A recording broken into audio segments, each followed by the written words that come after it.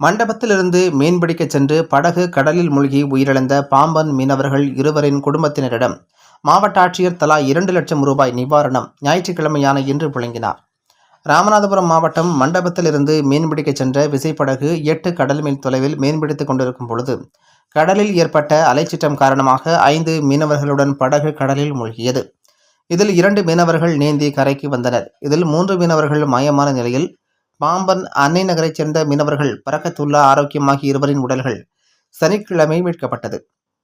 தமிழ்நாடு முதலமைச்சர் உத்தரவை அடுத்து மீனவர் நலவாரியம் மூலம் தலா 2 லட்சம் மற்றும் அமைச்சடங்கு 2500 ரூபாய் மாவட்ட ஆட்சியர் ப. விஷ்ணுச்சந்திரன் அவர்கள் குடும்பத்தினரை நேரில் சந்தித்து ஆறுதல் கூறி நிவாரணம் வழங்கினார்.